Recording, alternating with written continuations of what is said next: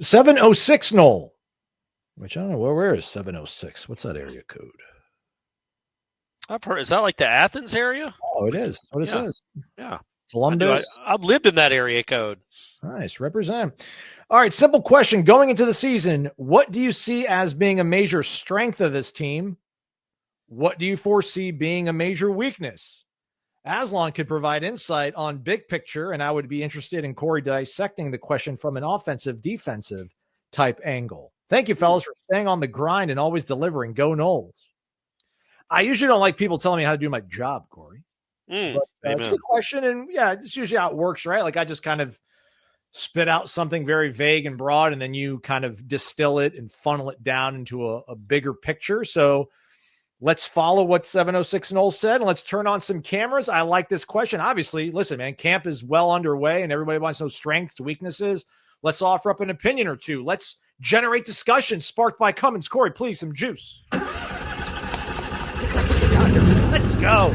Give it a follow on Instagram. Cummins Lifestyle. It's one word, the owning line of products. It's portable, reliable, quiet power. Portable generators for your RV, generators for your boat, and they actually have generators for your house as well, but that's not the owning line of products, but it's still Cummins, and it's all awesome. Give them a follow on Instagram and see how you can integrate all those things into your life. All right, Corey, before we get to that, though, the question and featuring it and answering it, we do need to get to housekeeping from last month and to give away some Cummins swag. This is what it's all about. The best question every single week gets into a monthly drawing for a gift bag, and then the grand prize drawing at the end of the year. We only had 2 people in July because I was gone one week and then there was nothing going on another week. So we're not going to spin a wheel. We're just going to flip a coin. We've got a guy, Jaronol 1518 and PJ Knowles 09. I guess we'll give Jaronol the heads and PJ Knowles will be tails. What kind of quarter is that? I don't know, man. You figure there'd be something better out there on the internet, but it's not. So Jaronol, your heads, PJ Knowles, your tails. Let's flip it. See who's going to win. Ooh. Look at the dynamic. Oh, look at that. It's head. It's anticlimactic. Jaronol for the big dub here.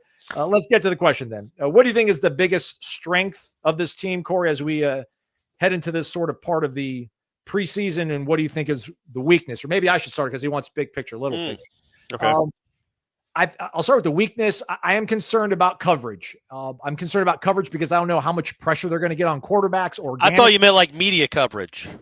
Like not getting to watch practice. Yeah, well, that too. Yeah, that's a big concern. That's for later on in the show. But, yeah, I mean, because it's week 1 against Alabama, it's that receiving core. If it was any other team on this, maybe Clemson would give me some pause. Otherwise, I'd be able to live with it. But I'm worried about how well they'll be able to hold up in coverage. Strengths, hearing the way Micah Pettis talked about they can move guys around if they need to, I think that's a pretty good defensive front. So if they're able to move large athletic guys like Darrell Jackson and the like, that makes you feel good about what this team can be, because it has to start with them having this attitude of just being tough and aggressive, and they need to be able to block well and open up some really big lanes, because I don't think there's anybody that's Dalvin Cook special or Kerryon Johnson or Trey Mason, in the mix.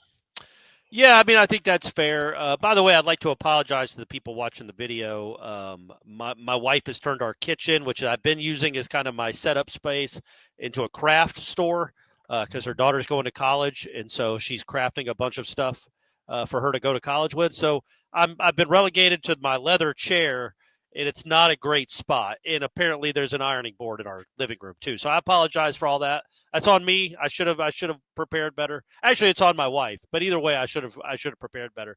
I think the strength, look, man, I think you were on it. I think the strength is going to be the running game. It's not because Micah Pettis said so. It's because Gus Malzahn is the offensive coordinator, and this is what he does. Malzahn and Herb Hand will put together an offense that can run the ball. They're not going to run for 3 bills against Alabama probably, but over the course of the season, I think they're going to have one of the better running games and the running attacks in the ACC, which should lead to more than 2 wins. It's obviously it's going to be better because they had the worst or one of the worst rushing attacks in the country last year. It's going to be better than what it was, but can it be good? Not just better because Childs High School has a better rushing attack. Can it be good? And I do think it can be good. I think you've got 5 veteran offensive linemen that have done it at a high level, at least at high-level programs.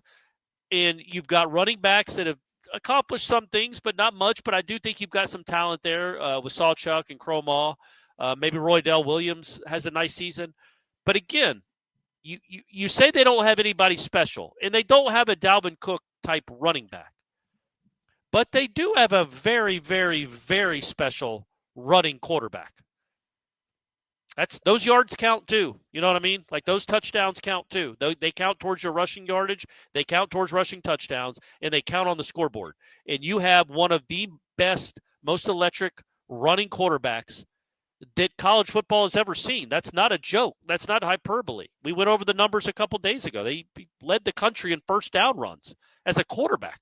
He had 75.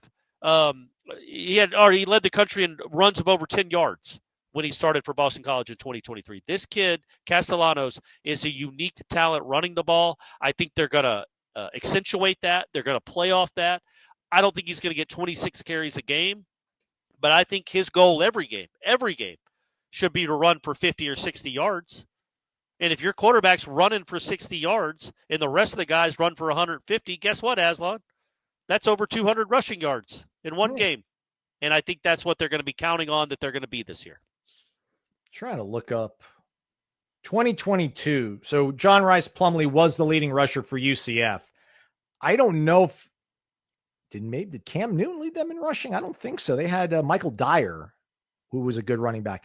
I just don't know how often Gus has had an offense where his quarterback has been the leading rusher. Not to discount how potent and lethal Tommy's going to be, but I think there is something that you're going to lack by not having, like an elite running back. But maybe this offensive line, with the amount of football they've played and how experienced they are, maybe they can just create really big lanes that anybody's going to be able to run through. Or just, well, don't you think like the threat of Castellanos in itself, if your best runner is your quarterback, that in itself is going to create running lanes for the other guys, because so much of the attention of the defense will go towards the quarterback.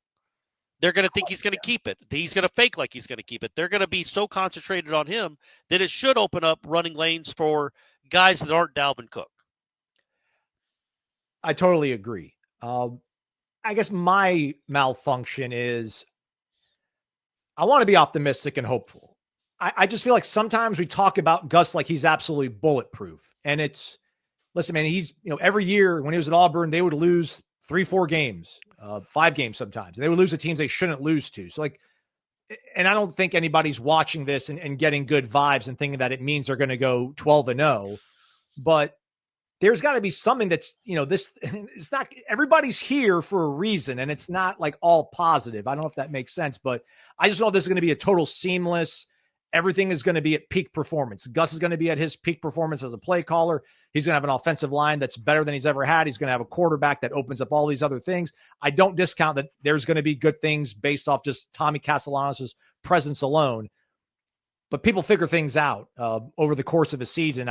Hopefully it's only 2 times a season they get figured out and they still end up in Charlotte. Yeah, for sure. And look, nobody's saying that Malzahn is a Hall of Fame coach. If they had a coordinator Hall of Fame, he'd be in the running, though, right? Like all he's tasked to do here is not win games.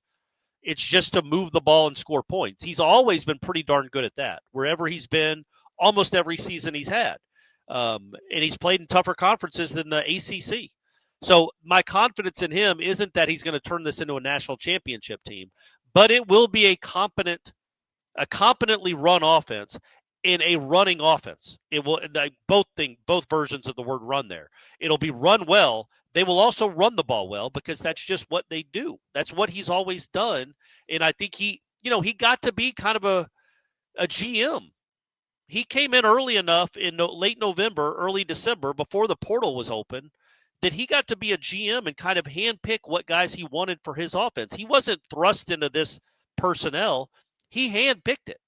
Now, he didn't handpick it from the best players in the country, but he got who he thought could fit his offense. And, a running quarterback, Sawchuk, I think, is a big deal. That's a guy that's done it. He's a physical runner. Even if he's just keeping the seat warm until Cromaw is ready, That's a big deal to have a guy like that. And look, I'm not saying that I think they're going to be the best running attack in the country or the best offense in the country.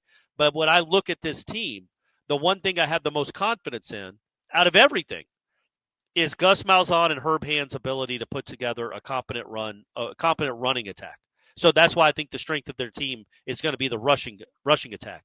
It doesn't mean they're going to be the best in the country or the best in the conference. They will be decent at least at it.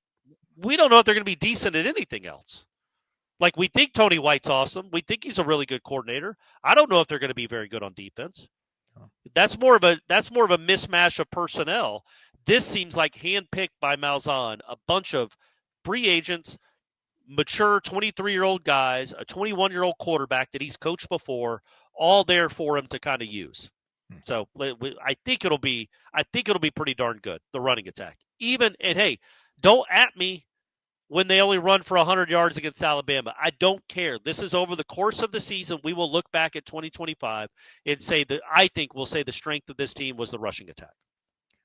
By the same token, real quick, not to be that guy, but they're going to probably be able to do a lot of damage against East Texas A&M and Kent State. Yeah, come get some Kent State and Wake Forest. So I feel like the odds of them having 1,000-yard back are probably better than most people would think. But, if you make your bones, if you get 480 yards or like 500 yards in those 4 games, then it's like, well, shoot. That means, you're only going to get, less than 500 maybe in the remaining 8. So not ideal. You're talking about one particular running back. Yeah. Hey, what? You can't be great all the time, Aslan. Oh, it's a long season. It's just it averages out to I think it's going to be a good running attack. Do not discount that at all. I agree. All right, that's it for the generating discussion part of the show. First winner of the month. You guys can all get involved in, the ladies. Go to warchant.com, be a member, tribal council, put your question in the Renegade Express thread, and then just make it a really good one, and we'll feature it here on this little old show.